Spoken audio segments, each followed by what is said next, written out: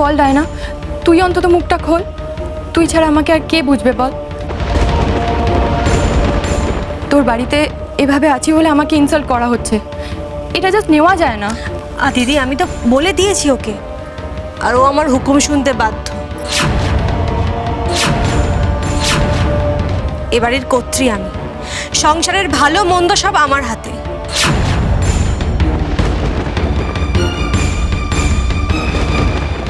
না ছোট বৌমা, তোমার থেকে যারা বয়সে বড় তাদের তুমি হুকুম দিতে পারো না।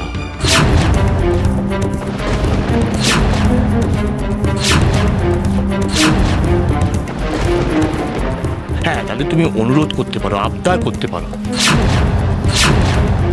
তোমার কথাটা তারা মানবে কিনা সেটা তাদের ব্যাপার, কিন্তু হুকুম সেটা তুমি করতে পারো না ছোট বৌমা।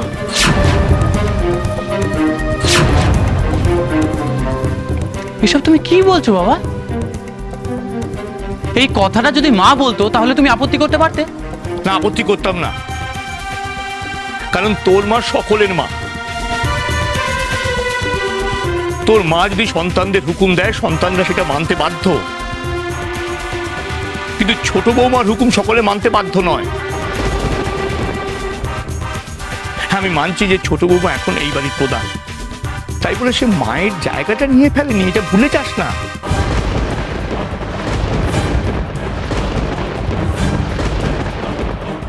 বাবা, এতদিনে আমাদের মনের কথা কেউ বুঝেছে, আপনি খুব ভালো। বাহ বাবা, তার মানে মেজ বৌদি আর বড় বৌদি যা ইচ্ছা তাই করতে পারবে, আমরা কেউ কিছু বলতে পারবো না।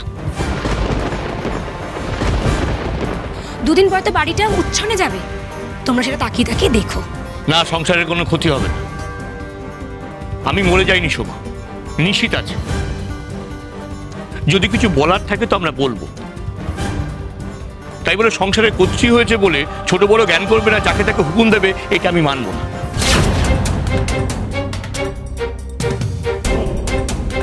এই যে এলি না গেলি, এবার তুমি এসো। অনেক হয়েছে, বড়দিকে যে কাগজটা দাও সেটা দাও, দিয়ে বিদায় হও। তোমার না এই বাড়িতে থাকার সময় ফুরুত হয়ে গেছে, যাও। এ বাবা, এ কেমন বিচার? বাড়িতে একজন অতিথি এসেছে, তার সাথে এমন ব্যবহার করা হচ্ছে?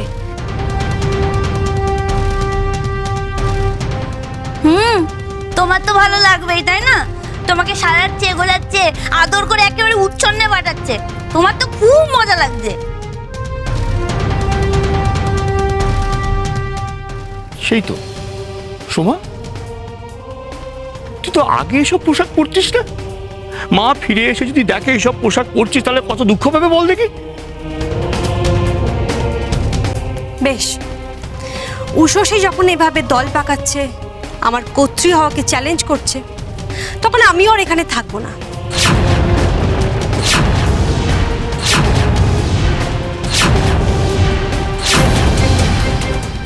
আমার দিদি যেখানে থাকবে আমি ওখানে গিয়ে থাকবো।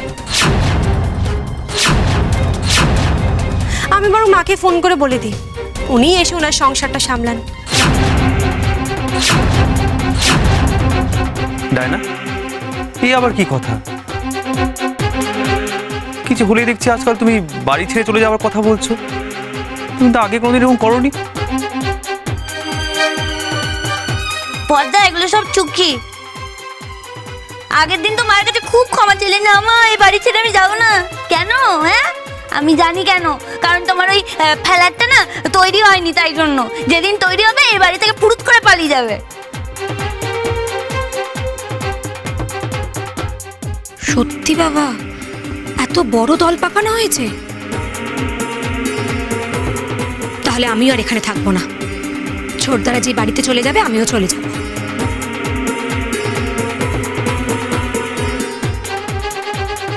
মা এখন নেই, আর তুমি সংসার ভাঙার কথা বলছো ডায়না? এটা কি প্রধান হওয়ার লক্ষণ? সেই তো, এইসব কথা শুনে না আমার মাথা ঘুরছে।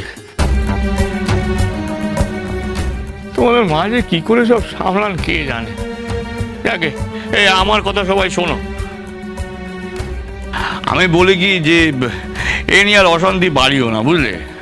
আর বড় বৌমা, তুমি তো বড়, তুমি আর ওই ছোট বৌমার দিদিকে নিয়ে কোনো কথাবার্তা তুলো না, হ্যাঁ? এভাবে যদি অশান্তি চলতে থাকে সংসারটা তাকে ওরা ভেঙে যাবে। তোমার মায়ের কিভাবে মুখ দেখাবো বলো দেখি, হ্যাঁ?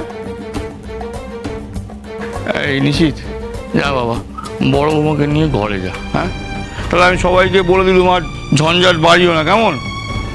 উফ।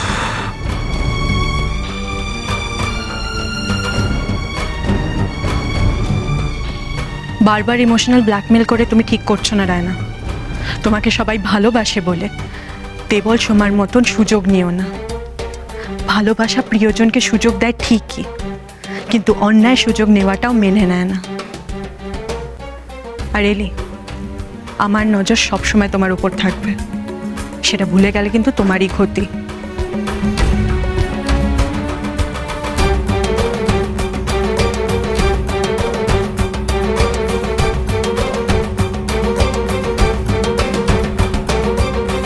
এই শোনো, তোমায় ভালো কথা বলছি, একটু না সামলে যাও। যা সব জামা কাপড় পরতে শুরু করেছো, একদিন বিপদে পড়বে, তখন কিন্তু আমার কাছে কাঁদতে এসো না, আমি কোনো সাহায্য করতে পারবো না। আর তোমায় বলে দিচ্ছি, ওরাও কিন্তু সাহায্য করবে না।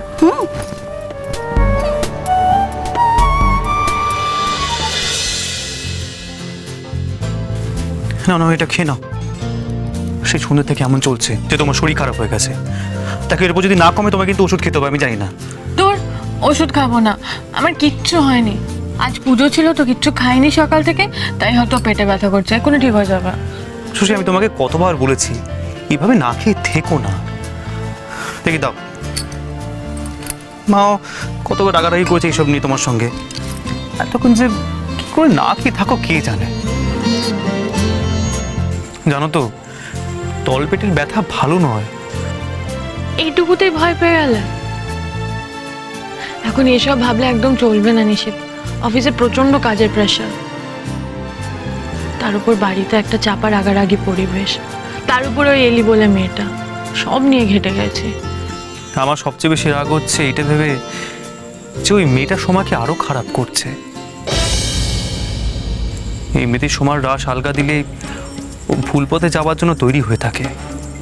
এখন মা বাড়িতে নেই, এর মধ্যে যদি সোমার সাজ পোশাক এইভাবে বদলায় আর মা এসে যদি এইসব দেখে, মা তো আমাদের দোষারোপ করবে। একদম ঠিক বলেছো তুমি, সোমার দিকে নজর রাখতে হবে। বাড়ির মেয়েকে এভাবে ভুল পথে যেতে দেওয়া যায় না। আর আমি ভাবছিলাম যে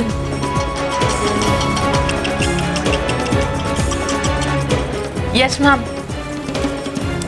ওকে ওকে ম্যাম, অলরাইট ম্যাম। হ্যাঁ, আমি এক্ষুনি দুটো থানায় খবর নিচ্ছি। Don't worry ma'am. Okay okay, alright ma'am. কি শশী, তোমার নতুন বস? মিসেস মধুরা সেন। উনি তো নিজেই বললেন, সবাই নাকি ওনাকে টেরার সেন বলেন। দেখলে না, সারাক্ষণ নিজেও কাজ করেন, আমাদেরও কাজ করান। একদিক থেকে তোমার জন্য ভালোই হয়েছে। তুমি তো কাজ পেলে আর কিছু চাও না, তখন নিজের বরকেও ভুলে যাও। বাবুর মনে অভিমান জমেছে মনে হচ্ছে। কয়েকটা ফোন করে নি, একটা ক্রাইসিস হয়েছে।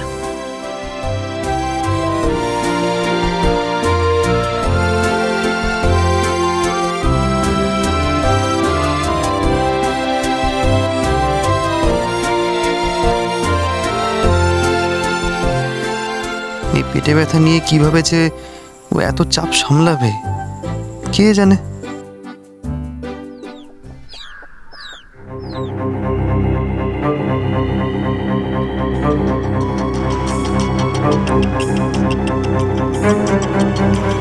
নিশিত এখন ফোন করছে। হ্যাঁ নিশিত, বলো, এখন কি মনে করে? হ্যাঁ শশী, আমার কিন্তু দুপুরবেলা খাওয়া হয়ে গেছে। আর তোমার কি অবস্থা? তুমি নিশ্চয়ই খাওনি। আমিও খেয়ে নেবো। নিশিত, কাজের না প্রচন্ড প্রেশার, আমি এখন রাখি।